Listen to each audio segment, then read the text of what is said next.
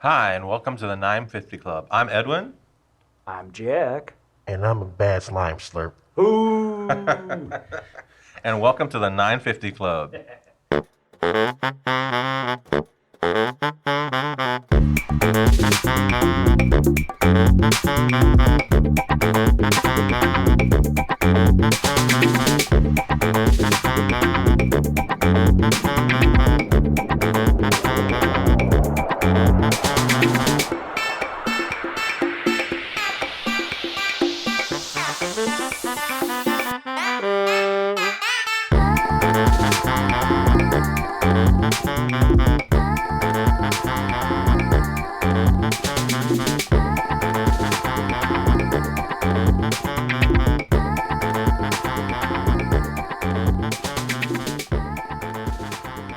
Well, today we have a special guest today. He's the third member of the 950 Club.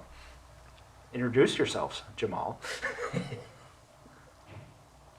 Greetings, people. Welcome to the smooth sounds of the 950 Club. Bum, bum, bum, bum, bum. I'm here. I'm a guest of the guys. We're here to have fun. Good show, guys. Yeah. Oh, I thank you. listened to the first Thank two you. episodes on Spotify and Google Podcasts when it's released on there. Yep, and Apple. Thank you. We appreciate that. Yeah. But we're going to introduce to Jamaal on his journey with anime and So- how he ended up with the 950 Club. Okay. Or Edwin. So, Jamaal, when you were growing up, what anime did you watch? What did you like? That's interesting.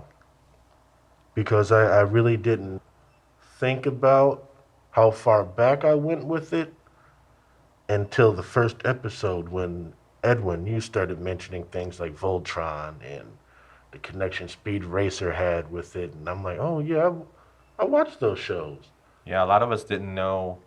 Back when we were kids, we didn't know that they were. We didn't know that they were based on anime from another country. Right, not at all. And so when I saw anime and I saw the Studio Ghibli stuff and whatnot, I didn't think of it as a different genre. I just thought it was cartoons. I was in love with cartoons. So I caught we the all were. tail end of the Saturday morning cartoons era, and I was growing when the Cartoon Network era came in. So it was all just mashed together for me. And it was like, all right, if I can see this cartoon, I'm watching it. Shout out to all the people that was hooking people up with those black boxes, because we got that. And so I had plenty of Cartoon Network Toonami going on. So I Was don't there a know. particular show that you liked on Toonami? I think the first one that I really dove into was Dragon Ball, because I Okay. heard everybody talking about it Oh yeah. at school, and so I'm like, okay, let me check this thing out. And that was fun, and so I started watching the stuff around that. You had Sailor Moon, you had Space Ghost Coast to Coast, Yeah. you had Bobo, Bobo, Bobo, Bo, Bobo. bo, bo, bo, bo. Uh, More bows. all of that stuff, man. I was watching Pokemon in the morning, which I had no idea was a thing. Yeah. I just Yeah. played the game on Game Boy Advance. Yeah, I was more keen with the games than the anime. I Right. wasn't into the cards myself. I played Red, Yeah. I played I was Yellow, blue. I was blue, yo. I played Silver. I was Squirtle guy, so I had to get. I was always a Charmander guy. Yeah. I'm going with that fire, baby. So Blastoise with blast, bam. I Yep. love the game, man, and I figured out that there was a show, and it was early morning, like 6:30, 7 o'clock in the morning. Oh, I remember. Yeah. And I'm not a morning guy, but I'm like, ooh, I gotta get up and watch Pokemon, Pokemon, man, yeah. before school. Yeah, for me it was like 6 a.m., 6:30. They had 2 hours, or at least an hour. Team Rocket, man. Yeah. They had it early, and I'm not a morning guy, and But you were devoted. I wanted to watch it. I cut my extra nap time because I was notorious. Side note, I was notorious for like finding creative ways to fall asleep in the bathroom. Oh no. So one of my favorite ones was I'd fill up the sink with warm water, and I'd put my hands in the sink, and my hands would be warm, and I'd just sleep like that. And then my mom would come banging on the door like, get out of the bathroom. And so, Trial by fire. so I had to cut those days short in order to watch my Pokemon. Oh, okay. But that was fun. And then from there, it was just, just traveling different things, not really picking up on this is a different form of art. This is anime. from This somewhere else, yeah. from here. And so, I mean, we go from there, and then, years later when streaming comes along and you got Netflix and Hulu and Crunchyroll and all that stuff, it's like, oh, okay. So before I go back and I'm picking up on, okay, I missed this early Dragon Ball stuff. Let me check this out. And it goes from there, and then if you watch Dragon Ball, you got to watch Naruto. So you watch that, and then just keep going, and it just kept on going until where I'm at today. Yeah. Well, let me ask, when you first watched Dragon Ball, do you remember it being like episodic? Do you remember like following along with the plot initially? I didn't care about the plot. Yeah, and that was me when I first saw it, because I saw it through Fox Kids.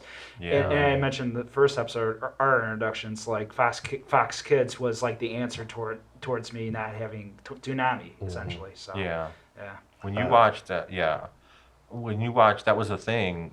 When we watched cartoons, especially the Saturday morning cartoons, you never thought that the story, each episode was something new. Yeah. It was always like, oh, okay, this is something new, something new, something new. Each week, they wanted to make it where you could just jump in, understand what was going on. It was a simple plot. Yeah. That's why with anime, it's like when they had these, especially like with something like Dragon Ball, where they had battle scenes that lasted episodes. Yeah. It's like you had to tune in because you wanted to see how that fight ended. And it's always middle of nowhere, and you're like, where are they? Yeah. Back then, we did not want plot. No. Forget the plot. Get to the fight. Yeah. And you'll get mad at Dragon Ball because you'd go like 20 episodes and there would be this big build to this big fight. And Oh, you're yeah. like, ooh, okay. And then it's like 20 episodes until this fight actually happens. And then you're like, yes. Then the fight happens and they're stretching this fight out as long as they can. Yeah. And you can't stop tuning in. But now as you get older, you kind of look and you're like, oh, okay, there's There's still an No appreciation, plot. though. Yeah. there's still an appreciation. I mean, but if that show's been going on, Whew. if not as long as I've been alive, maybe a little longer. Yeah. So, I mean, 30 plus years or something, you're Yeah. gonna Well, they're always start adding running like out of ideas. they're But always adding new fans. In and Yeah. movies. You have the old yeah. fans that for them that's an original classic. it's for a them. tent pole. Yeah. And now with the meme generation, they're like, level over 9,000. Yeah. You know. Well, I think that's one of the shows. I think Dragon Ball is one of the shows that got a lot of people into anime. Oh, for sure. A lot of Yes. the modern fans. It's like I think that's one of the shows that helped to push it. The way I think My Hero Academia today for Just a lot there. of younger kids. Yeah. Dragon Ball was that show that took them into anime. I agree. Yeah. Because it was so different Yeah. from what we saw. I mean, because when we were thinking action back then, we thought Transformers, you think X-Men, you think Batman, and then you see this kind of animated kung fu type thing, and it's just like, oh, this is different. Yeah. I'm hair. digging it. The hair, the transformations, and Yeah. all the little kamehamehas and whatnot, and it's like, oh man, this is awesome. And then you see the villains and how they're built up, and it was fun, and it really got you invested in. It made you want to watch more of that kind of stuff. Yeah. Once you watch that, and then you go back to watching SpongeBob, it's like, what is this? Yeah. Well, going back with the episodic stuff, like my introduction with like plot device cartoons, the earliest one I can remember is Gargoyles. That one I could sense the plot there compared to like Teenage Mutant Ninja Turtles or Batman the animated series. Batman it had an overall plot, but it wasn't like you didn't grow with Batman in a weird way. No, that was one of those shows where it was very episodic. Yeah. You tuned in. Sometimes they had they would have like mini series where they would Yeah. have like a story that would go over like 2 or 3 episodes when they wanted to do those larger, more plot heavy stories. Yeah. But a lot of the times it was just that what you got in that episode was it. Yeah, No. And, story wise. but anyway, Jamal, what brought you back to anime? Like, what was like that jump? Going back to your youth to now. Like, what was like your like reintroduction to anime? Video games. There you go. Video games. Okay. Um, What were you playing? Dragon Ball Xenoverse. That first one really got me back into catching up with Dragon Ball. And to your point earlier, I think Dragon Ball was a show that kind of, not only did it kind of like bring fans to the genre, I think that was a show that really made it acceptable for adults to watch anime. Because adult guys were invested into this show. Yeah. Oh yeah. So it's like, oh, okay. So now you're able to watch this form of art, and it's like, all right, I could take it over here and watch this and that, and nobody's gonna laugh and make fun of me. And or no whatever. stigma about it. No, stigma. no. It really helped destigmatize it. So the video games, man, like I said, Pokemon. Anytime there was a new one, I was playing it. Yeah. Dragon Ball, the Xenoverse game was fun because it was kind of like you're playing through the different plot points. And I'm like, Okay. oh, okay. And then I see a character that I don't know. I'm like, who is this? You wanted to know And more. so I wanted to know more. So I had to go back and watch. And so that, I have no idea why I started watching Attack on Titan. It just popped up. It I just think, it just popped up on me, and I'm like, all right, let me give this thing a chance. And then I'm like, this is great. Yeah. Yeah. And it blew up. And Attack on Titan is the quintessential Jamal anime. see, I'm not really I'm not, dynamic. Yeah. I'm not like I'm not the fantasy guy. I'm not the mages and the orcs and all that stuff. But zombies, you got me in. And Attack on Titan, they're just big human zombie, and I'm like, this is great. It's great. But then when you get down into the plot of it and what Yeah. it's talking about, especially in the last season, it's just like, man, this has so much depth to it, and it's not the happy-go-lucky show. It's very dark. Yeah. It's bringing you down, and it's making you feel Yeah. a certain way. What's a And horror anime? Yeah, yeah. It is. It Yeah. is.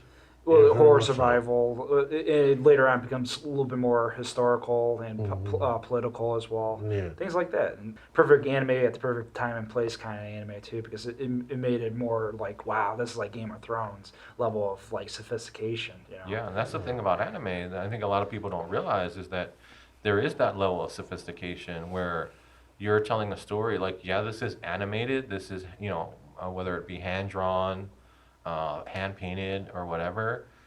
It might be a cartoon, but the things that they're dealing with rise to the level of shows, like you said, Game of Thrones. Yeah, yeah. It was like one of those things where we met Jamal, through our work, and Jamal would mention what he's watching and stuff like that. Then the time he brought up Attack on Titan, I'm like, whoa, here we go. All right. Yeah. Because you're speaking in me and Edwin's language now. Yeah. Yeah. It's like, uh-oh. And then, basically, it became to a point where, like, you got more curious and, like, you eventually jumped with Demon Slayer and stuff like that. Yeah, exactly. It's just, I just getting more curious, man. You see something, and then you hear people, and then I'll hear you guys make recommendations. So I'm like, all right, let me check that. And this person's recommending this, and if you've seen this, you gotta watch this, and that's what happens. And I think anime has done a good job at like really touching everybody. Because I make the argument now to people that anime is pop culture, man. Yeah. It's everywhere. Because people like around my age, we were we bridged that gap of the Saturday morning cartoons to the Cartoon Network to the streaming. Like we were kind of growing Yeah. as this thing was growing, and it's Yeah. now to the point where I think anime has got it where you can come out with something like it Into the Spider-Verse and it's accepted. Yeah. You couldn't do that 10, 15 Barely years ago. 10. No. I would People say, weren't yeah. going. You weren't going to be able to make that a major theatrical release, and have people Have the really go reception out that and it gets, support it, yeah. Yeah. and see. All right, this is a story. It's good. It's not just for kids. Adults can watch this too, and I attribute anime to that, and I wish that more studios would be receptive to that, They and not kinda just are. not just Well, we Disney said Pixar, but It's such a wide umbrella, and I Right. have one of the things that I'm noticing as we do this podcast is that here in the States, there really isn't that pipeline right. for everything seems to be controlled pretty tightly. Where as as we're doing this show, and we're realizing that all of these mangas are these light novels are being turned into mangas, and these mangas are being turned into anime. It's like, yeah, you have your more professional ones doing it, but it seems to be a much bigger thing going on where you have these people who are, they're creating something, and there's that pipeline for it to end up on television, Yeah. or in And- a movie theater. And the fan base is just as like dynamic as ever. Well, the fan base Yeah. is like the artists are the fans. I mean, Yeah. these guys are like real fans of the genre, or of the whole or the- yeah, yeah. or other films and stuff like that too, and Yeah. and works and history. It's like their own expression of making. Well, that's the thing too. Yeah. Like Jamal was saying, there's such a I think we said in the first episode, there's such a big umbrella. Yeah, There's so many different genres and things. And going back to the Spider-Verse, it's like that's one of my favorite Marvel movies. it's my number It's one. like, yeah. It's my It's, number it's one. in my top 5. Yeah, because it was so well done. They took it so seriously. They didn't say, "Oh, we're gonna Or push make- out anything." Or make like a DreamWorks kind of like random kind of thing. Yeah. Well, it wasn't even. I think it's that because I enjoy most of the DreamWorks movies, but they have their formula. Yeah. Right. But with the Spider-Verse, the stakes were so real for It's super everybody in there. unique. Yeah. Yeah, and then there's even anime influences in there, just in some of the characters that they use. Yeah.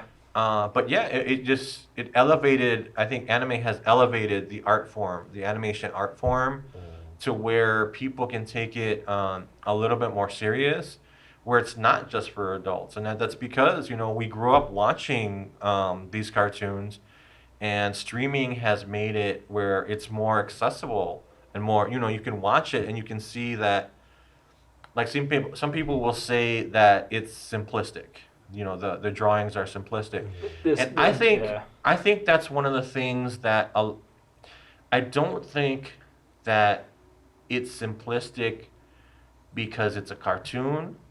I think that it's simplistic in the way it looks, the amount of attention to because it gives it accessibility. Yeah. Like if you're an artist and you want to learn this, it's not, you can. Yeah. You can learn how to draw those faces. And it gives you accessibility into creating that art form. Yeah.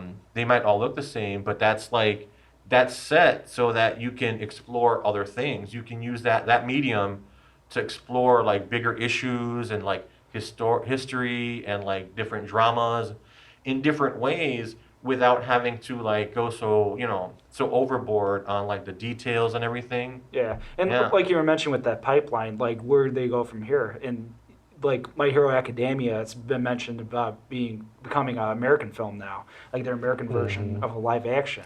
Yeah. Rumor has it like The Rock's gonna be All Might. I'm like, Which I don't think they get the character. Yeah, that's the if thing. They, It's if similar they're- to yeah. what happened in Super Mario Brothers, the movie.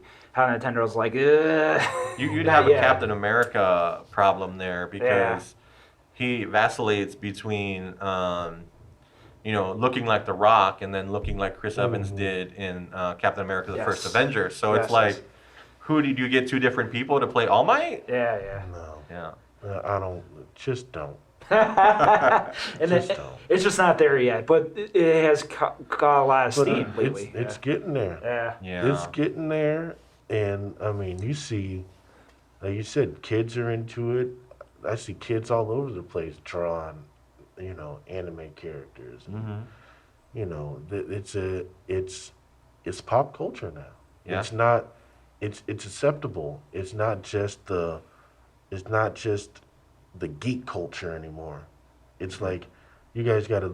It's popular. I'm sorry, you guys, it's not yours anymore. Everybody's into it. Yep. Yeah. So It you know, seeped into just the mainstream. And you It's- gotta it's allow it mainstream. too. I think too. Yeah. you got to allow it, and I think that's great for everybody because it's an untapped form here, Yes. especially for like you said for adults. Because I mean, again, going back to Spider Verse, that's what made it so great, and like you said, you could tell it has anime influences Yes. in the same way that the Boondocks had anime influences. There you go. No example. Another thing, it's like that there's these little influences that are taking this thing to a new level because of this art form here, and I think it's nothing but good. I think too there's a respect too for the fact that it is, because I remember when I was a kid they would just take these things and slap new names on them, and you wouldn't get the story. You might not get the story that was presented, Right. in the original artwork or the original format. And I think there's a much more respect for it. I don't know about the live action stuff, No, but yeah, I mean they present it. They that's don't. Hollywood. Yeah, they don't. They don't slap a new name on it. They don't. Right. Well, I mean, they might, so that it's easier to say here in the States. They might rename it.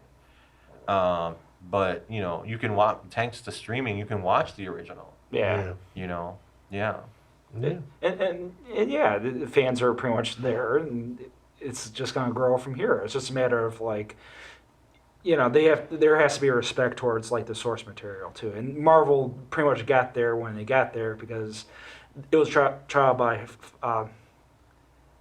It was a lightning in a bottle moment for them because Oh, you mean with their movies? the phases, phase one. I Phase two. attribute that all to Marvel's editing process. That too. They're it's editor in charge, man, over there. Yeah. Yeah. All right, and they had the direction. It's part of the growing process too because they have to reintroduce, like this crazy stuff of what they're doing with Spider-Man, like what they did with the Tom Holland movies. It's like those kind of things happen, but you ultimately have to trust the fans what they like. So, Yeah. Go with what works. Yeah. Go with what works. And anime does have that fan base and they're very loyal. They're just not seeing it just now. At least Hollywood's not. So. And one thing that I think that anime has done is that it's raised the level of storytelling in cartoons in general. Oh, very Most much so. definitely. Because now, Yeah. if you watch cartoons now, and it doesn't matter if it's something, for kids, like Craig of the Creek, or if you're going to Rick and Morty, Yeah. like they're actually investing in the story and, Yes. and building these characters, and that's something that I don't think they really focused on before. I think it was just cartoons. It's for kids. They're low IQ. You don't have to put a lot of effort into it. Just make it cute, make it funny, make it fast. Well, yeah, I But think now they're actually like, no, we gotta. These kids are smart, or we can get it. Adults will actually watch this stuff if you make it right. Yeah. And so now they're actually putting the effort into it, and I attribute all that to anime, man. Yeah, they're not dumbing it down. I mean, No. they're presenting you like with Rick and Morty or Adventure Time, or even Star Wars: The Clone Wars. They're presenting children with like not only a more intelligent,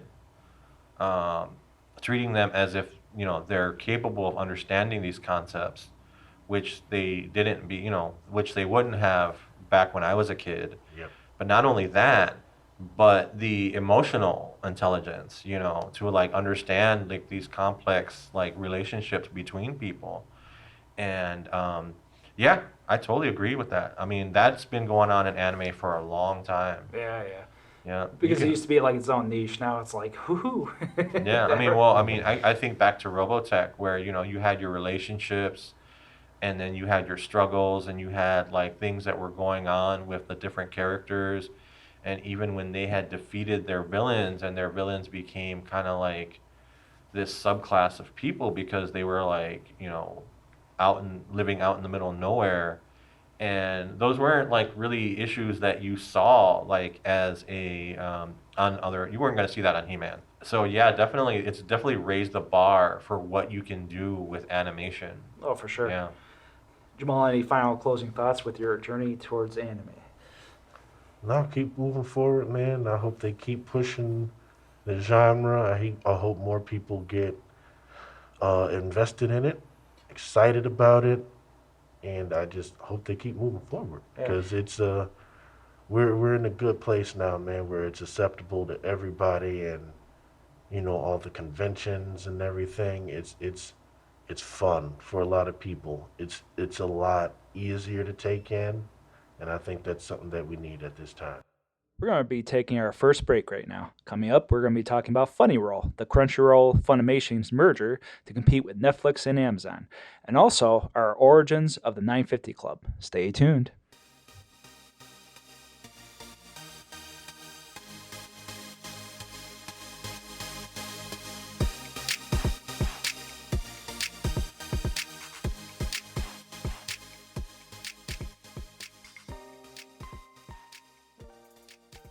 But I have a question for you guys. What? Sure. The 950 Club. Why the 950 Club title? Where'd that come from? Oh. Oh wow, our origin story. Okay. Oh, man. All right. So Jack and I worked together Bookstore. at a bookstore, and it was really busy. This place was really busy, high volume, and so we would work all day. I mean, putting out books, helping customers. It was constant because this place was so busy. So what I would do is like at 9:50, I would say stop. Just everybody stop working. That's it. And by that point, we were so tired and so loopy that we would say the most random things at 9:50. I would just shake my head and be like, "What are we even talking about?" But then, it was a lot of it was funny. A lot of it was funny. A lot of it was zany. A lot of it was like crazy off the wall stuff. And at some point, I started calling it the 950 Club because it was just like that's the name that I came up with for it. Yeah, And so and Jamal yeah. was there in the beginning too. It was Yeah. just a natural like progression with our friendships and stuff like that. And yeah, when it became 950, that's when we closed. Yeah. That's the store is always open, but we have a time when we want to just sit back and relax and talk to our friends. And we tie in with the anime too because that's like one of the top things we would talk about and converse with too. Yeah. So that's why we picked the name for the podcast, 950 Club. It's cool. And I just want to add that being at the bookstore was another thing that helped get me back into anime. Yeah. Because, especially Edwin, you were like the guru of the graphic novels and anime and manga and whatnot there. So, like, you would order stuff or we'd get stuff in and this stuff would start selling and it sold so crazy that would get me interested. Like, okay, why are people buying this? What is this? Let me check it out. And sometimes it's good. That may have been what led me towards Attack on Titan in the first place. There you go, After yeah. I think about it. Because you would order or graphic novels too and stuff like that. I wouldn't know. Yeah. I wouldn't know. I mean, I knew the Marvel, DC, all that stuff, but the other stuff, it's just I wasn't. It was something that I enjoyed as a kid, but I didn't really, I didn't really keep up with it. It's kind of like my relationship with anime is kind of like my relationship with wrestling, There you go. and it's one and the same, cause like cartoons and wrestling was my childhood. That was it. Yeah. Like cartoons are on, wrestling's on, nothing Let's else go. exists. Yeah. And then Same there here. was a time where both of them, they just kind of like fanned out for me. And then like again around the same time they kind of came together. So it's kind of interesting to see how those two fan bases have kind of merged into one today. because I had that same sort of experience. But yeah, just looking at Edwin, and Edwin was always up on this stuff, man. So if I needed something in another store, I said, Edwin, what do I need, man? What do I need? Oh And yeah. he would say, all right, you got to order this, you got to order that, you got to order that. And then I start seeing this stuff, and it's like, okay, this is selling, this is selling, this is selling. Why is this so steady? Why is it selling like this? And it's just like, And for Yeah, context, let me we've check it watched out. Yeah. we've seen the popularity of a manga grow alongside. Oh yeah, I think obviously it's because of the anime.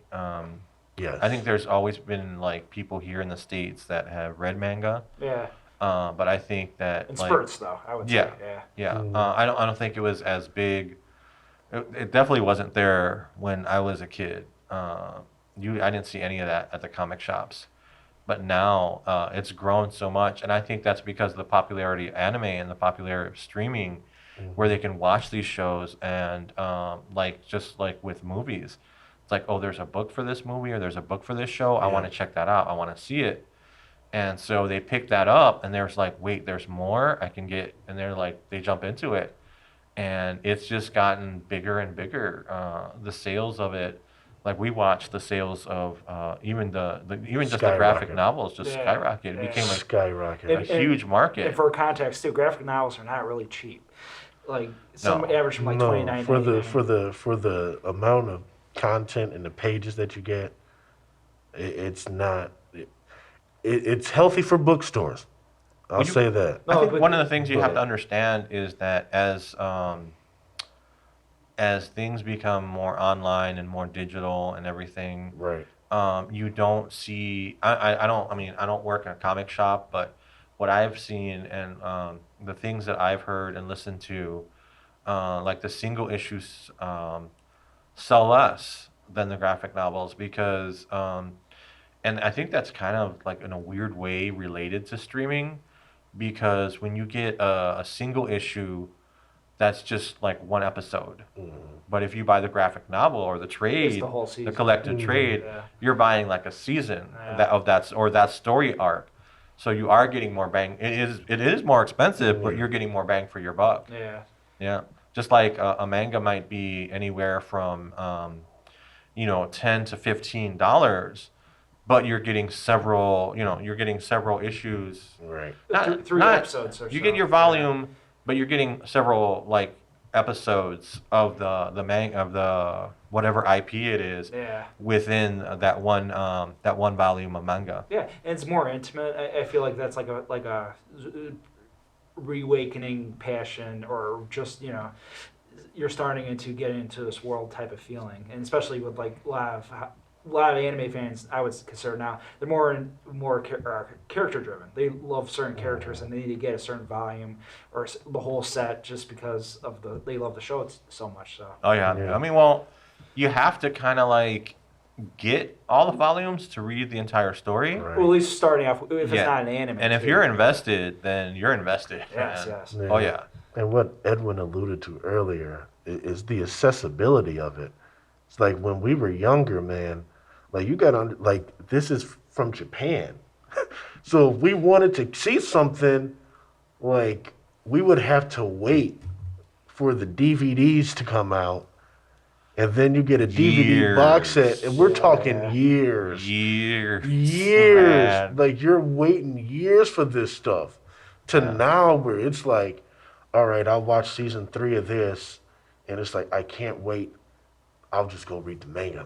I'm actually going to do a shout out to Crunchyroll's Anime in America podcast. Yes. If you want to hear about the struggles of watching anime Oh, in the man. 80s and 90s, before, if you wanted to watch anything else besides Dragon Ball, If you ain't had that little black box, shout out to the black box man, shout out to the cable That black man, box man's working overtime today. Yeah. because you can get your Japan with that black box. Thank you. yeah, the Thank struggle. you. Shout out to all of you, because you got us through some tough times. Yep.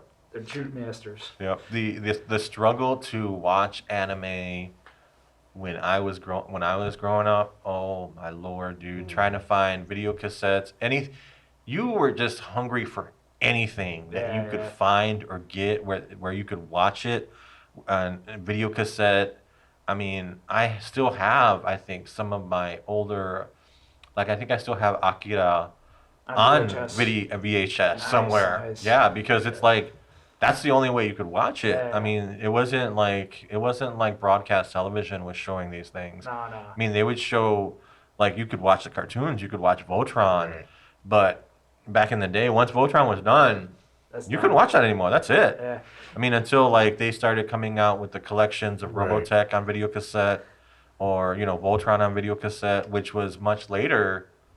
You were out of luck. That's it. It was over. And now we take It was for one and granted. done. Now we take it for granted. Now Yeah, streaming. Yeah. It's there. Yeah. It's Yeah. easily accessible. I mean, even in your video stores, man, Even trying to rent that stuff, they wouldn't carry very many copies. No. You might have one copy of something that was popular, Yeah. and it was a pain trying to get it.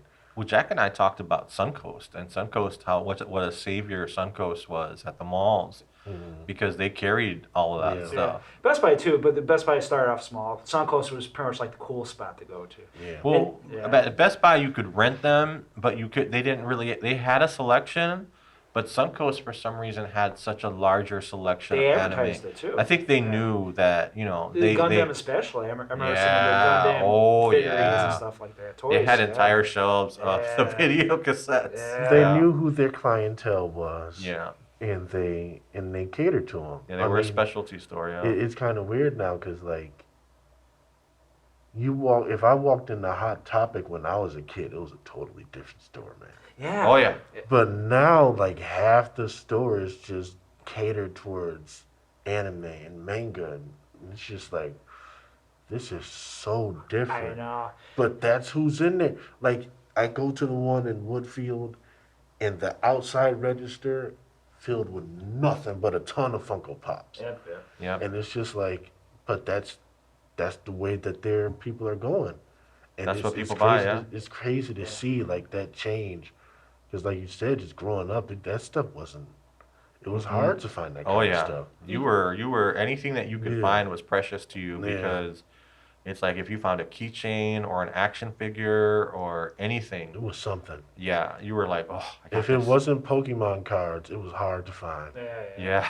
Yeah. Now, Fast forward, Pokemon cards are difficult to find. Yep. People Yep. going crazy over those things. Today and I'm too. like, darn, Yep. what happened to my Pokemon cards? Your Charizard cost like $2,000 last time. Mom, if you find those Pokemon cards, please don't Well, get the rid of them. the thing about collectibles is that what we don't care about as kids is usually what becomes collectible Yeah. because no one's saving that, no one's protecting it. They're just using it. They're having fun with it. It's a toy. Like Pokemon cards, you played with the Pokemon cards. I never played with them. You didn't play with I them? just collected I've seen them. it. I've Okay. seen it. I just collected them because I was a card collector. I Yeah. collected basketball cards, baseball cards, football. I did the sports, but That never was did our Pokemon. that was our Yeah. thing, and then Yeah. Pokemon was cool, so I started collecting the Pokemon cards. Well, Never see, played them. I collected like movie cards Mm. because I was at like Batman or Ninja Oh. Turtles or Star Wars. Nice. Yeah, I don't know. I never ate the gum from those things, but Ugh. I did. yeah, I definitely did. it did. It was always stale. It was, but it was just the novelty of, oh, this is cool. I want to chew this gum. Now today I wouldn't chew that pink cow tongue for nothing. But back then, it was just the novelty of what it was in. Yeah.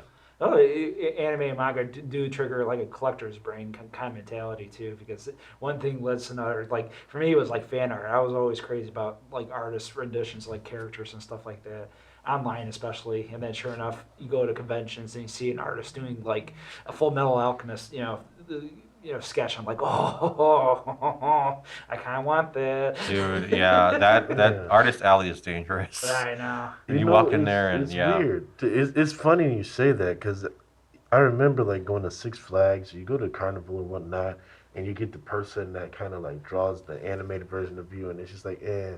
But now it's like people don't want that. Draw the manga version of me. Yes. Yeah. That's where we're at today. That's how Yeah. big it is. It's Yeah. like mega ires me. Yeah. And Well, it's kind of like the Ghibli version. Oh, yeah. Yeah. And Ghibli is becoming like pretty much a bigger influence than Disney at the moment. At least for like kids that want to aspire to become artists or something. Until like that. Disney buys it. Yeah, well, they've been partnered, so yeah. Yeah. But Miyazaki's pretty much in his blood. I highly doubt they would sell his. Oh God, guys! At some point, we're just gonna Amazon and Disney are gonna own everything. It's gonna be like our money's just gonna you won't even think about it. They'll be so. Well, Yeah. Sony's got a chokehold on anime right now. Wow. I didn't. I know we wanted to talk about. I know I've been wanting to talk about that. Do you guys want to talk about that We now? can talk. We could talk about it, All man. right, I got so time. I don't know if you guys. I don't know if our listeners know, but Sony in the past. Sony purchased Funimation, Yep. which was a big anime distributor here in the main anime distributor here in the States. Crunchyroll actually was a fan-based company that grew here in the States. Go ahead, listen to their podcast, Anime in America. It's awesome. So now Sony owns both Funimation and Crunchyroll. And so I don't know what's going to happen with that because they've talked about including anime in a kind of streaming service thing that they're going to do. I heard they're talking about adding it to the PlayStation Plus as well. Yeah, which And only through Sony, essentially. yeah. So I don't. I know that Netflix and Amazon and a lot of other places are providing anime, but with Amazon's Crunchyroll, big, yeah. yeah, with Amazon's being Crunchyroll and Funimation being your Different main level. distributors, It's a different level. yeah. I mean, you're talking about like seasonal. Like,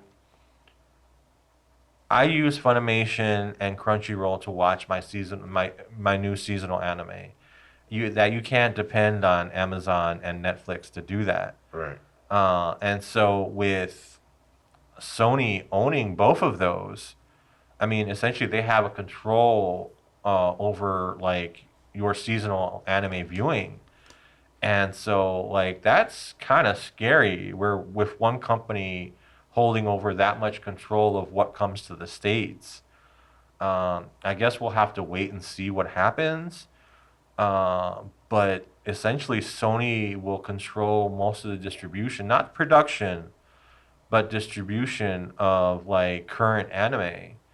I'm not sure I like that being all under one umbrella. We'll have to wait and see what happens next. I'll tell you right now, I don't like it. Okay. I don't like it because It's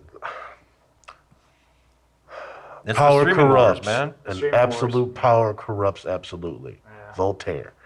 So having that much control over something that's it's been big in Japan, but it's exploding here and everywhere else. Globally, yeah. Globally, having that sort of chokehold over it scares me. Yeah. Because anytime somebody that's already powerful gets more power, it tends to not benefit the fans. Well, now you have to go. You'll essentially have to go to them Yeah. for your anime. Groveling. Yeah. Ouch. Groveling. So the thing is, I think I would feel better if what they did was the way that Microsoft is doing their subscription service for their games, where you can access it on different platforms. I think if Sony made it so that it was a separate, like, yeah, sure, if you have a PlayStation 4 or PlayStation 5 and you want to stream this and it's part of your package, that's fine, that's awesome. But if they want to create their own streaming service with their content and that just happens to include anime, all of the anime, but if you can access that on different platforms, then I'd feel a lot more comfortable with that. Like, let's say, you have a Roku or you have whatever you have, and you can pay for the service, and that's how you get your anime plus whatever else Sony wants to offer you for that subscription fee. I would feel much better about that than, telling people, hey, you have to buy a PS4 or a PS5 or a Sony device in order to run this. That would be bad. I would hope they're not that dumb To think that everybody's going to run out and get a PlayStation just to watch their anime. You can't find them. You can't get a PS5 to save your life. They're a little more accessible now, Yeah. especially if you know who to follow. Shout out to all the people on Twitter and YouTube that give you the drops. I got like 8 of them because of y'all. Thank you. And I have a shout out to all the pirates out there. Yar, you're getting all the anime right now for free. Yar. Well, that's my thing. It's like you can try to hold back this content if you want, but shout out to all the apps out there that has all sorts of free stuff. The internet is always going to win, man. Yes, we are not So it's promoting like, piracy. look, Edwin is not promoting piracy. And I'm just a pirate over here. Yar. Boy. Look, we pay you because we respect what you do. I pay Yes. for Crunchyroll and But Funimation. once you get out of line, I have no problem crossing over to the dark side. Yeah. We want to make sure that the Netflix, creators. if you keep raising your prices, I will drop you and guarantee I know exactly where to go to watch all of your content. And it'll be the same thing for Sony. You can play games if you want, but the people will find a way. Yep. They will find a Well, way. we talked about this before. We talked about how eventually everything that you own or everything that you want to watch, everything that comes to you will be at a subscription price. Yeah. There will be subscriptions for everything because they're taking money out of your wallet monthly. It's too much of a temptation. Mm-hmm. Yeah. Yeah, they keep coming back. And Yeah. it's just like, it's cable for the internet. Because then it's like, all right, if you want to watch this show, if you want to rewatch The Office, you need to have Peacock. Peacock, you're an awful streaming service. I'll vouch for You that. ought to be ashamed of yourselves. Invest in your app and your infrastructure. Garbage. Terrible. Garbage. But that's the way we're going. I heard that Fox is thinking about making its own streaming service. Like, why do you Wait, need it? wait, Fox News? Fox in general, but I think they're owned by Disney. Disney bought Fox. Yeah, but I don't know. So Disney's gonna do a separate Fox streaming? I don't know. Oh, I'm just telling man. you what I heard. I read this on the internet the other day, so I'm like, okay, it's Fox, so all right. But you have all these channels that's doing their own little streaming thing, and it's like you said, they're going to make you pay. And it's like, look, man, I'll just have to miss out. Or I wouldn't have had to go down these dark roads to watch this content because I'm not going to give $15 to every channel. Yeah. Before, I had to pay $150 in cable so I get 20 channels that I watch and then 115 that I don't care about. Now I got to pay $15 for every channel? No, it ain't going to happen. Yeah, I'm gonna miss out. I'm gonna get probably some heat for this as a Star Trek fan. Like I haven't watched any of the modern Star Trek stuff. Yay! Because I know, like You're not missing out. That is well, I haven't watched Picard. I've been tempted, but I that's because you're an honest man. this is true. That's me with Disney too. That is because you're an Yeah. honest man. Me, I'm honest to a point. I pay for Netflix, I pay for Hulu, I pay for Disney. Like I have these different things, Yeah. but it's like I only got so much money I'm spending on streaming. Yeah. Like once you get past like that $40-$50 mark, it's like I might as well just get cable, yo. You know, and it's like, and this, what's on cable? I mean, So Well, yeah. What's the problem with cable? yeah, You it's know? like you can pay for cable, but then you don't have access to anything on streaming. You pay for streaming, but then you don't have access to the stuff on cable, and it's like, oh my God, this system is so broken. Yeah. it was terrible. So Yeah. it's like, look, man, you got to vie for my attention. What you That's gotta, it. it's one of the cultural things about it is you start to think back to the 80s when they first introduced cable. Mhm. Because back then there was only 3 networks. Yes. and then they introduced cable, and it became the separation of like people who just watch stuff on the networks and then people who watch stuff on cable. Hmm. And then you had your different channels. And I remember growing up, we watched shows that kind of became, well, even cartoons. Like if we want to talk about anime, um, when the cartoons, the networks didn't want to show, they were like, oh, we're gonna leave that to cable. Right. And you kind of like, as a child, if you're just watching the networks, it's like you almost had to pay for cable in order to watch any cartoons at Hmm. that point. Broadcast, the three broadcast channels might show some stuff from there, but then they became totally devoid of that kind of programming. Right. And now with streaming and everything else, it just becomes, it feels more like we're more and more separated in our cultural experiences. And that's why I'm so glad to see like anime becoming such a big cultural thing, almost in spite of that, because of it, but almost in spite of it as well. We are going to take our final break. Coming up, the Demon Slayer movie, the live action Death Note, and final thoughts on the streaming wars. Stay tuned.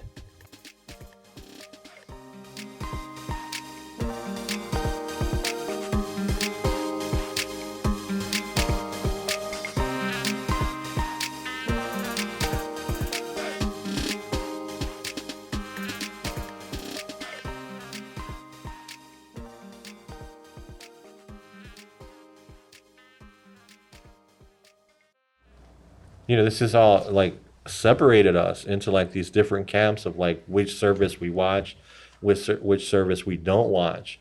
But at the same time, it's brought us together because it's giving us access to so much anime that, regardless of where you're watching it. And that's great. That's amazing. Yeah, and the good thing about anime and the scary thing about Sony having it all is it wasn't made here. So you couldn't have it controlled by one company. So it can't all get thrown on HBO Yeah. or on Netflix or anything. So they're like, all right, if you want the content, bring it here. So now you got this show. You can see this show on Netflix. You can see it on Hulu. You can see it on HBO. You can see it on these different things because it's not made here, so nobody can just grab it all and say, all right, Amazon, we got it all. You got to come here. Now, Yeah. with Sony having it, Sony being a Japanese company. Yeah. yeah, exactly. It scares me a little bit. Well, the cool thing is it's not, um, like I said before, it's not the production companies. Right, right. Sony would have to like spend a lot of money Hmm. to buy all the production companies Right, in Japan, and I think that, or all the studios. And I think as long as the studios remain independent, then we'll continue to get good, solid anime, and you'll still have that pipeline of like artists creating, and then it moving toward right. the final form of anime. Um, so I think that we'll still have that, but as far as the distribution, that's a little bit scarier because they'll control what we get to see. Right. Yeah. They'll Yeah. control it. And if you control the distribution, best believe you got a say in what can go on creatively on these shows as well. Yeah, it, And that's the scary thing about having Sony own it all. Well, they have parental controls because I had to change in order to watch one of our favorites, How Not to Summon a Demon Lord. yeah. I had to change my parental controls on the service, but it let me, so I was like, that's cool. Yeah. But had yeah, to I could change it see. too. Yeah, I mean, it's a gatekeeper. Your company is like, it's a gatekeeper. It decides who gets. Um, Luckily, it's not like I said. As long as the studios over there remain independent and they're producing their stuff, I think that we'll be okay. As long as it's hands off, Yeah. it should be fine. But yeah, I mean, just to reiterate, like you said, that anime that's brought us together, and we had that because there was nobody that really had that stranglehold over it. So all these other companies, they had to get that content. So it's Yeah. like, look, man, Attack on Titan is hot. Netflix has got to get it. Hulu's got to get it. All these people's got to get it. So it's like, all right, it's everywhere. But with Sony owning distribution now, is it going to be the same way? Will be available everywhere. Will Yeah. it be available everywhere, or am I going to have to go through Sony? Yeah. And we haven't even gotten to like the VPN stuff too. Like you mentioned, how it's globally. Like, is Europe has their own thing? Are people going to switch their VPNs just to get like access to European or Canada? Shout out to IP Vanish. Yeah. Well, in different countries, they have different distribution. Like I know Australia, I know, oh man, South America, different places around the world have their distribution companies. Funimation, Crunchyroll are mainly here, Yeah. but there are other places and other services where you can watch them in other And countries. of course, Japan, like the motherload, like they have stuff that is a year ahead. And Well, those are broadcast on networks. Yeah, I right. mean, yeah. that's what I So mean.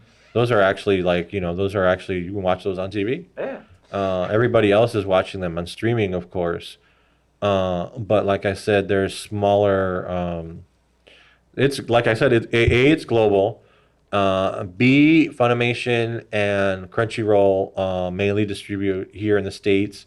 There are other places, but in other countries. So if you're accessing a VPN, you might be able to watch those without having. Yeah. Yeah, I think you still need to have access to the service, but you can watch like different things depending on what country. Yeah. Yeah, man. There's always those dark roads of the internet where you can find something. The Silk Roads. If you're lucky.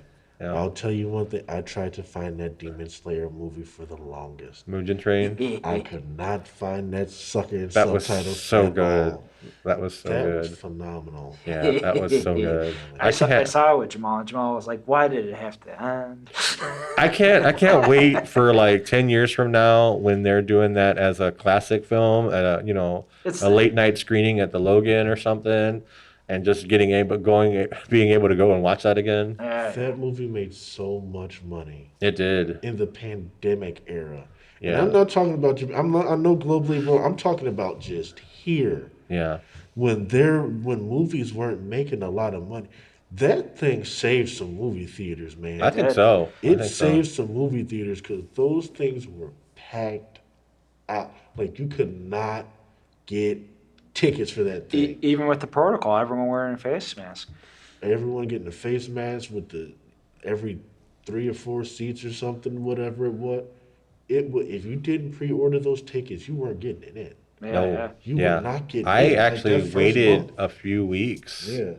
to go see it because, and I think this speaks to like what we've been talking about, just the popularity. Like when I watched the first episode of Demon Slayer, I was like, whoa, I'm not sure I want to watch this. I was hooked right away. I was like, something. Yeah, jumped up Jack there. got sucked in, and he was like, Jack or Edwin, you got to watch this, man. You got to watch this. And so I'm like, since it's Jack, I'm like, all right, there's got to be some merit. So I'll give it another try. And I did, and I was sucked in. Yeah.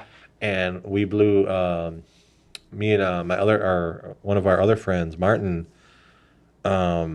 we got sucked in and we watched it, and I'm like, it was great. And then when we went to see the movie, it was just so emotional. I'm like, man, and that's the thing about it. Good anime, you can get sucked in, and it's like you get invested in these characters and what happens to them, and it's a thrilling ride. And Mugen Train was like, wow, Yeah. they spent some money on that movie. You Oh. could tell. And that's my hope, optimistic hope for like anime, how they're going to structure. Like we mentioned earlier about the pipeline stuff, from manga to anime conclusion movies. Like it hypes you up for the following season or just a finale in general. Yeah. Like even like Well, I think Mugen Train was an arc It was it's a part of arc. That's what I mean. Yeah. from the It was manga. an arc. Yeah. No, that's what I mean. Like it transitions towards like the following season or something. What was a good- well done too. Yeah. Because a lot of times with those popular movies, like they'll do these little arcs. Pretty much off stories. Like They'll be off story. Yeah. They won't be canon, and they're just kind of My Hero they're kind of Academia. like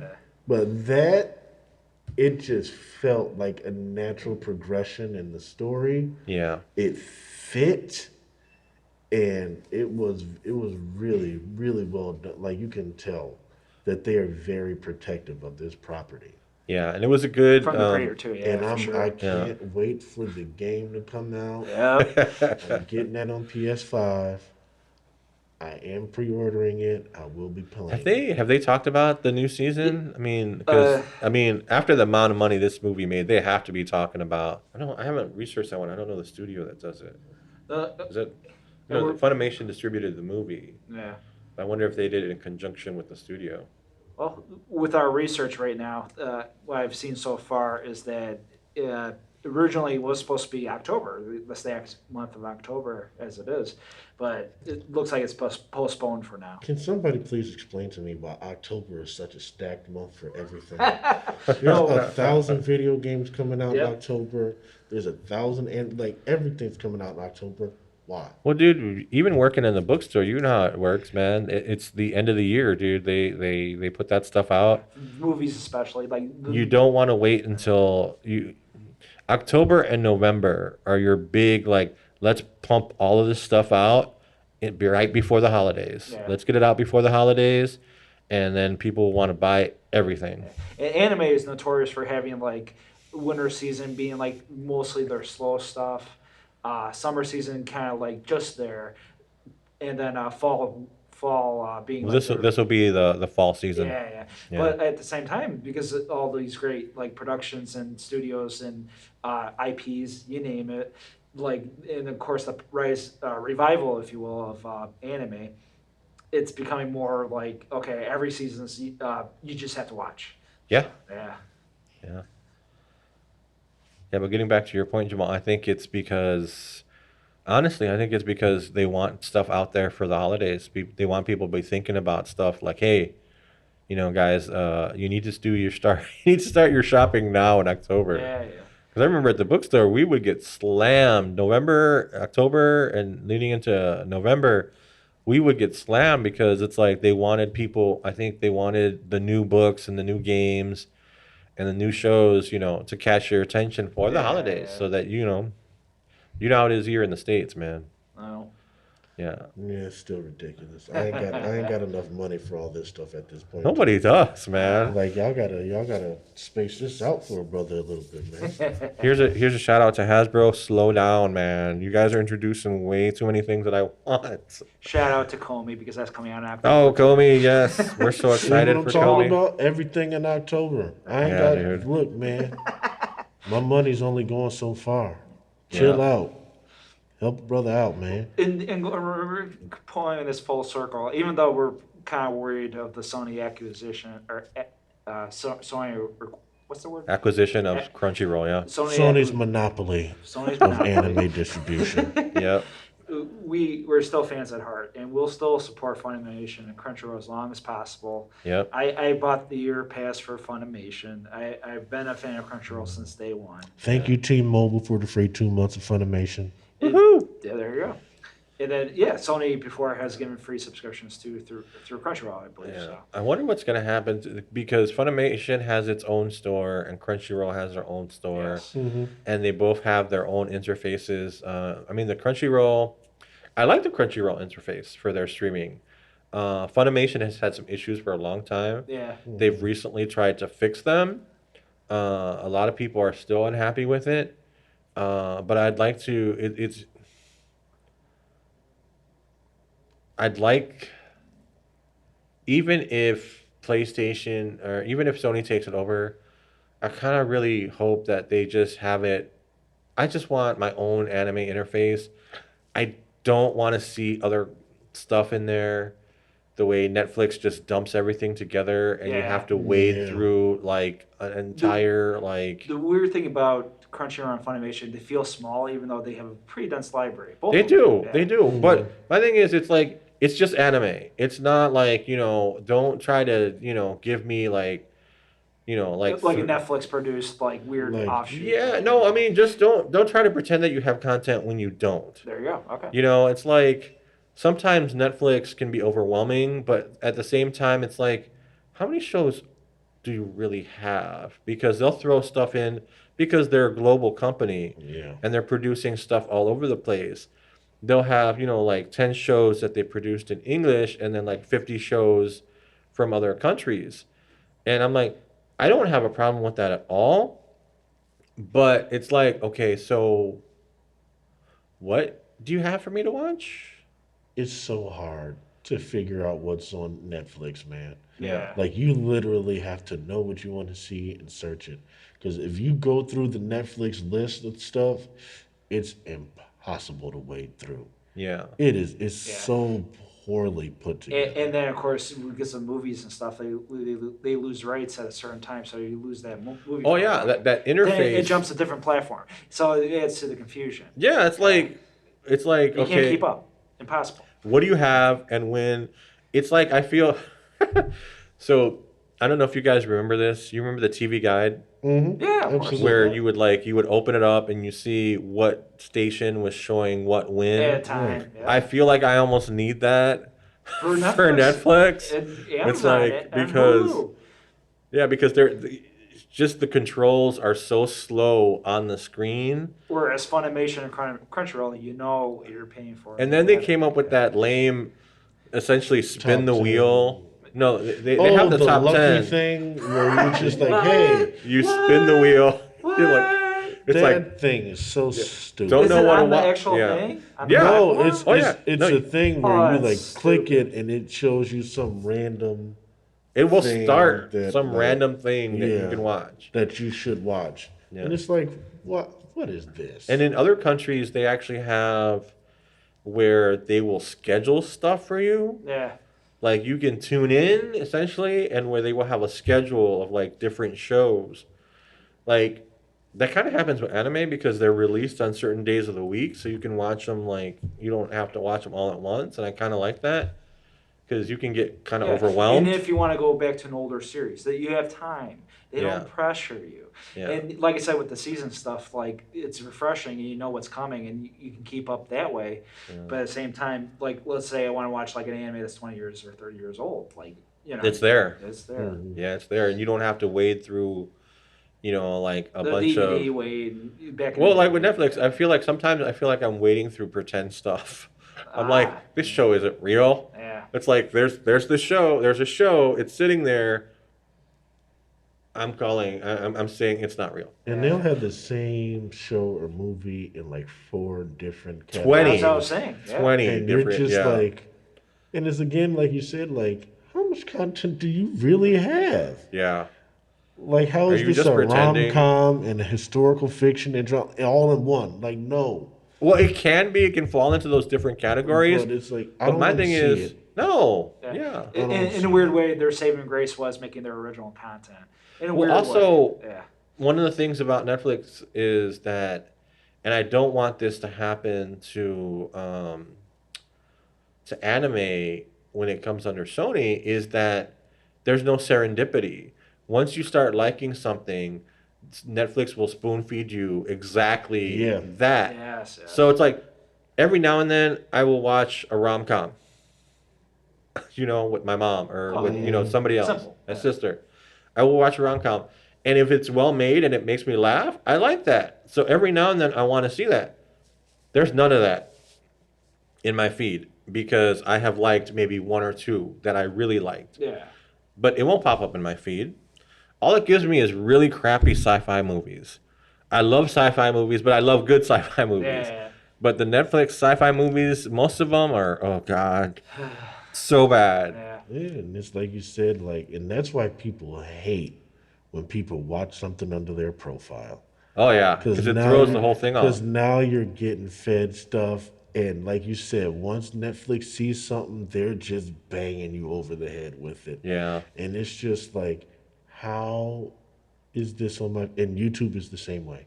It's like, how is this on my feed? Yeah. well, it becomes an Wow. issue of accessibility too, and I Yeah. don't want to I don't want that to happen to anime because it's like I don't want Sony trying to predict what I want to watch. There you go. Yeah. It's like I want to watch different shows. That's Yeah. the whole point. That's one of my favorite things about anime Yeah. is that if I want to watch, if I want to watch something like Dragon Ball Z, or if I want to watch something like Komi, or if I want to watch an isekai, I want to watch it. I want to watch all of it. I want to watch the different genres. I want to watch the slice of life, the different kind of things. I don't want somebody telling me like, hey, this is what you've liked. This is the majority of what you like. So this is what we're going to give you. Yeah. It's like, no, let me pick. what I want to watch. If I want to watch a romance, I want to watch a romance. If I want to watch an action adventure movie, if I want to watch a horror anime, if I want to watch that stuff, let me pick what I want to watch. And that's what I like about Both of those, yeah. Funimation Crunchyroll. Yeah. It's like they don't really like they'll have horror and they'll have their horror anime. But it's just horror anime. Yeah. It's not like 5 action and 1 horror just because they want to say, "Oh, look, we have content." It's like, "No, you don't." Yeah. You don't know. And Yeah. Crunchyroll to me is like more of a place for subs, like the original context, the quicker access too. Whereas Funimation's dubbed mostly. I would say 85% of it's dubbed, and yeah, they're more Funimation- popular stuff too. Yeah, Funimation I think has a It lot is of older. the older shows Yeah. too. It has a lot of the older shows. I don't know. I have a soft spot in my heart for Funimation because they were the They're first. they They're were big yeah ones. they were the big distributors. I mean, they used to do when we used to go to the conventions back in the day. So we'd walk the floor and go broke buying crap, Oh, yeah. and we're exhausted. And Funimation had the anime room. They had one of the panel rooms set up where you could just go in there, sit in a dark room, and watch anime on a big screen. It was the best thing ever, man. We'd go in there, and we were exhausted, and we'd just sit there and watch anime. And I always have fond memories of that. I never disliked Funimation, Yeah. and the reason I don't prefer- think. Yeah, go ahead. the reason I prefer Crunchyroll is because Crunchyroll pretty much was Funimation at one point. Now it's been doubled and tripled and quadrupled in popularity because it was a little more organic experience. And Funimation had a weird period where their content wasn't there just yet with streaming, but now it's gotten better. So Yeah. Well, I think a lot of people had trouble with Funimation because of their streaming. yeah. Just their not the content, but just the interface itself had a lot of There problems. was something weird with those lines. Yeah, if you didn't have like a good connection, if you didn't have an Ethernet cable plugged into whatever device you were watching on it, you would just start loading and loading and loading, and you had such a hard time. Like you'd get frustrated and stop. And Crunchyroll's interface, I think, has always been a little bit easier to use. Yeah. That's good. Jamal's like, I'm a pirate. Yes, I am. I'm a pirate. Hey, too. look, man.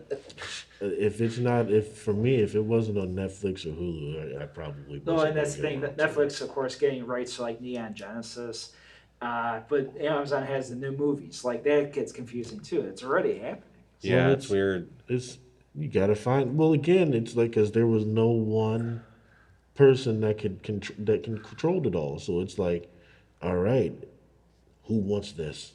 Well, Sony, Top bidder. yeah, And that's what Sony it went. doesn't produce, Right. but Netflix does. Netflix will pay studios Right. to produce anime for them. Yeah.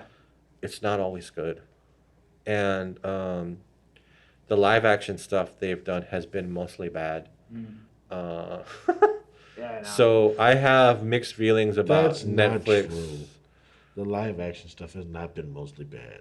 It's been all It's bad. been mostly unwatchable. Yeah, I know a lot of people I tried with criticize. Death Note. I tried with Death Note. Yeah, a lot of people were Death Note unhappy was with terrible. Death Note. What's the other one? There's a few other Attack on ones. Titan. I Did they do a watched live action Attack on Yeah. Titan? They it. I did. didn't mind it. I You didn't didn't watch mind it. it? I watched the Death Note. I Uh-huh. watched Full Metal. That one too. I I get to see watched. that one. I watched I won't- Bleach. I won't go anywhere near that Full Metal. I love Full Metal so much that I don't even want to go near It wasn't good. Netflix. It Yeah, wasn't good. It wasn't. their good. live action no, It wasn't good. Even Mushishi has one. I saw that years ago. but I don't think that's produced by Netflix. No, thankfully. this is years ago. Yeah. In Japan, literally. So what do you think goes wrong when Netflix wants to do a live action version of an anime? I mean, Well, the Cowboy Bebop, for example, which we're tying this scares together. me. No, it doesn't. Scare That me. scares me, man. It doesn't scare me. Look, well, they don't have a really good track record for No. me with that kind of stuff. So that's another one. Cowboy Bebop is another anime that I absolutely love and adore and a treasure. So having Netflix do a live action version of that, it's like, why are you doing this? Is this just a cash grab? Or are you going to add something to it? They're the first one to try. Let's put it that way. Cash grab. And that's the problem with it. If you notice, they're just taking these big properties that people are fans of, Yep. and they're like, all right, let's throw a live action film at them. And it's like, even with cartoons, 9 times out of 10, live action just does not, Nah. it just doesn't work. And you're trying to do this with anime, and they keep trying it, and they keep bastardizing all of these great Case in anime point. franchises. Yeah. Well, with there's this things that you crap. can Case in do. point, Dragon Ball and Avatar years ago. What Well, they that's- did to Avatar, The Oh my Last God, man, Airbender, yeah, that was an abomination. I don't even know why you even mention it. That does not exist. Well, you I'm, have I'm, look. I'm trying to explain the fear that comes with That live adaptation. was the most offensive thing I've seen in my life. Well, I think the reason Jack brought it up is because that's the trauma. We have yeah. PTSD And I from brought- that and I from brought- that M Night Shyamalan. Like Oh, he You didn't get it. excuse me. not at all. Like I'll look, join you too, buddy. and that's the thing. It's like all right. So you want to do you have a popular you're a studio. You're sitting there and you see a property that people like. You have to decide. It's like, all right, how much money am I going to invest in this? Am I going to do this? I'm sure there's a bunch of calculations that go into it. Yeah. But my thing is, it's like people are fans of this for a reason. You can't just like take it, slap the name on it, and say, this is what we're going to do. This is what's going to work. No, you have to see like, okay, why do people like this? Yeah. What is it about it that people like? I mean, watching Avatar: The Last Airbender, it was funny. The show was funny. It had some really funny moments, like the bizarro animal combinations that they did, and the puns, and it was their facial And it reactions. turned out to be epic. at When the end you of the day, watch yeah. that Avatar movie, they have sucked all the joy out of everything. It is just the saddest, most. It's like, what are you doing? I'm sitting here. I had heard how bad it was, so I didn't watch it in the theater. I was actually sitting at home. It was on cable, and I'm like, you know what? I'm gonna watch this. It's here. It's happening. I'm gonna watch it. I'm gonna sit down. It can't be that bad. It was that bad and worse. I'm like. It's even worse because you had to watch it on cable through commercial breaks. And pay for it. Yeah. Technically. So I'm sitting there and I'm like, they're just doing a recap of the first. So they're doing a recap of the first season. I'm like, what? I'm like, okay. And then they get to the bending, and the bending was so horrible. And I'm gonna say something Say it. that. Well, no, it's not. I'm not saying anything bad, but I'm saying what I'm going to say is that for some things, there's a reason it's animated Right. because you can do more. Yep. There like the explosions. You don't need as much of a budget when you're doing the animated because you're creating this stuff, in a 2D platform. And yeah, it's intensive and there's a lot of work that goes into it, but they can do things dramatic and, awesome, amazing things that are hard to reproduce in a live action movie. And in some instances, I don't even think it should be attempted. And I think Avatar: The Last Airbender, the movie, shows that. Yeah. It's like there is a complete and total failure to try to reproduce this creatively in a way that that I think would have been to their benefit if they wanted to have a franchise. That was the first of their problems with that. I mean, then you go into who wrote this fucking script? Slip. Who wrote this script? Who sucked all the joy out of it? It's like, were these people even happy making this film? And then, the casting choices, Oh man, let's just Man. leave it at that. Yeah, Yeah, It was those poor kids. It was so bad. Like Yeah, that movie left a bad taste in my mouth, where I didn't even want to watch The Legend of Korra. That's how yeah. bad of And a see, taste that that's movie left a Wow. taste in my mouth. and that's the danger Yeah, when you do these live action things. you could ruin. You could like I've seen this in my day to day life where you know a book will be popular and then a movie gets made and the movie isn't so popular Hmm. and the sales of the book just drop off. Yeah, Like like a Racketeer. well, How Game of Thrones, man. Like Game of Thrones, it's like after that last season Hmm. that just like everybody was so unhappy with. And part of me feels like people buy the final book just to see if it like. Well, the interest is gone. I mean, like it's the It was interest is gone. just like it's just gone. I It was mean, gone. people are like, They ruined that. They yeah, ruined it for a lot of people. they did. They ruined it for a Yeah. lot of people. It's like they don't get the idea that people are so invested in this, and we love these No, characters. well, It's like, look, respect your fans. Yeah. part of it is not their fault, because part of it is George R. Martin constantly saying, "I'm coming out with this book," and not doing it. Yeah, So now their hand is forced. It's like we have Yeah. this popular franchise. This dude keeps promising us this book so we can continue on with the story, and he never follows through on it. We worked at that bookstore. Every year, this man would say he's coming out with the book.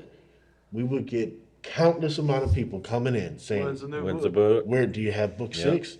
Nah, he pushed it back. "Do you have book 6?" Nah, he pushed it back. Forget that dude. You should have taken all the heat for that, Yeah. because you left these people in a bad stance.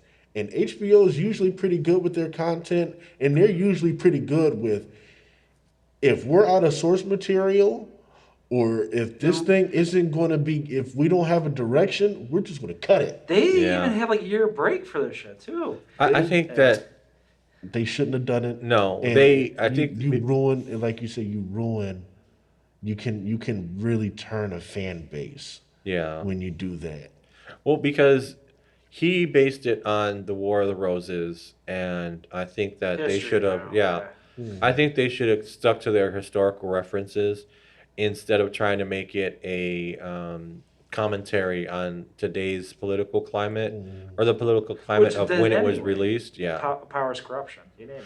yeah, but I think they just I think that they stuck. I mean, you can do commentary without having it, without beating it. You can do social commentary without beating somebody over the head with it. And I think they And I did think- good with it. I think Watchmen was good. Yeah. I like Lovecraft Country. Yeah.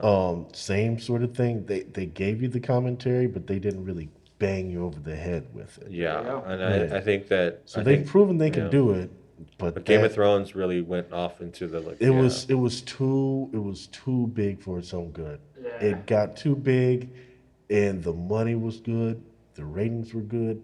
They couldn't stop that train. Yeah. That's all it was, and that ties back into Netflix, and why I think they fail. They're hitching on. They see that anime's popular. They're hitching their wagons onto these big franchises, Yeah. and it's back to what we said earlier. Anime was like, it's like so story driven. Like you can't really. Demon Slayer worked because they chose one arc, and they went with it, and they made the movie out of it, and that was it. Yeah. And when Netflix does these movies, it's like Death Note was kind of like the whole series in an hour and a half, hour 45 minutes. Which Like, makes how, no sense. How Yeah. can you do this? Yeah. How can so it's like, and it's like you said, The Last Airbender, like the first season. It's like you can't condense all that down to one movie. If you're going to do this live action thing, you have to choose one arc and roll with it. There's this, I don't know what they're called, I don't remember, but there's this group on YouTube that does like anime. Actually, I think it's called Reanime. Okay. Maybe they do anime recreations. And I live saw action? Yeah. Okay. And I saw one that they did on Naruto, and they just chose one arc, and they have these little mini 5-7 minute episodes of it, but it's fantastic. Okay. It's really well done, and it's like because they're just choosing this little thing here, and we're going to focus in on it, and we're going with it. And if Netflix did that, they'd still mess it up, but it wouldn't be as bad. But with anime, like it's in these bigger ones, the story structure is so tight. Yeah. You can't. You Well, have to whittle it down to and something. It goes Small back. place I think kinda thing, it goes yeah. way back to like our first episode, and I know I bring up Robotech a lot, but As your granddaddy. yeah, that's where it all started as far as episodic, or no, just having those story arcs. It was one big story, that went. And back then, I mean, you needed a lot of television because back Right. then seasons lasted for like the entire year. Yeah. Yes. You didn't have this thing where it's like 12, 24 episodes, 12 episodes, 6 episodes, whatever it is now. Digimon's first season was like 50 episodes, 60 episodes. Yeah, because you had to cover an entire year. Yeah. You had to have a new episode Every for week. each year. Yeah. Yeah, for each week. So you had this huge, massive story that went over the course of a year. And to think that you can condense that down into an hour and like 45 minutes, you're insane. Very. And that's the thing. It's like when I sit down and I think, all right, I'm gonna write this movie. What do you take out? How many things are you taking out that fans enjoyed? And I mean, I think that goes into making if you're gonna make a book into a movie, those decisions have to be made. But when you're taking like 24 episodes of something and trying to compress that down into 2 hours, it's like you're gonna take away so much of that it's almost like saying, what's the point? It's like, what are you trying to achieve here? The only thing I can think is you're trying to get subscribers because you want people to be like, hey, here's like Anime. Jamaal said, Death Note. Here's Death Note. We know you like it, so here it is. And then you tune in and you watch it, or you Check sign it. up, you Yeah. watch it, and you're like, wait, what is this? And it's almost like, hey, you get to see your characters. You Yeah. get to see these characters in live action. The promotion aspects, garbage. And even Well, I Cowboy mean, Bebop, even if the yeah. production looks amazing, Yeah. it's like you're still left with the question of like, like I'm a fan of this, and so it's like, all right, cool, I get to see it in live action. It becomes like, oh, I get to see it in live. They're gonna do what now? It almost becomes like, you're afraid to like you have this fear, like oh Even no. now, What are they gonna do? Even And now with Marvel movies like Yeah. Black Widow, that was my hesitation. Like, ooh. Oh. Black Widow, I enjoyed that movie. No, I know. liked That's it, what I mean. yeah. Like, it's becoming that phase too with Marvel. Well, I movies, think yeah. Marvel did something smart where they separated. They call it the MCU, Yes. and so that it's like stuff that happens in the Marvel universe, in the movies draws off of the comics, but they don't stick. It's not an exact retelling Right. of what happened in the comics.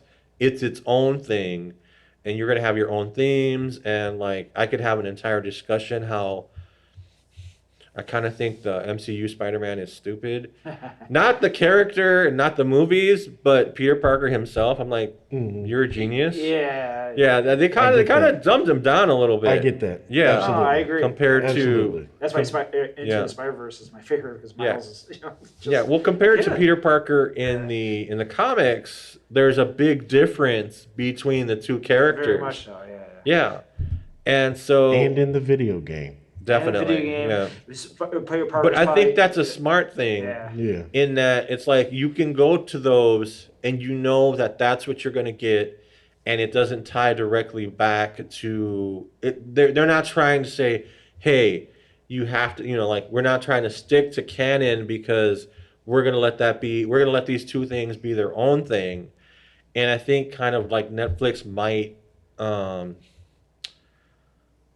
they might be better off if that's what they actually did. Yeah. Where it's like, hey, we're gonna turn this anime into a live action, but it's gonna be two separate things because you have that, you enjoyed the anime, we don't want to mess that up for you, so we're gonna go over here, and we're not just gonna do a summary movie just so you can see this in live action. We're actually gonna try to do something with the feel of it and add to it and not take away from it. There you go. Yeah, Yeah, that's what they could do. but But that's not what Netflix is going to do. No. They're going to do the easy thing. Yeah. That was me and Jamal last week with AEW. That's what they're going to do.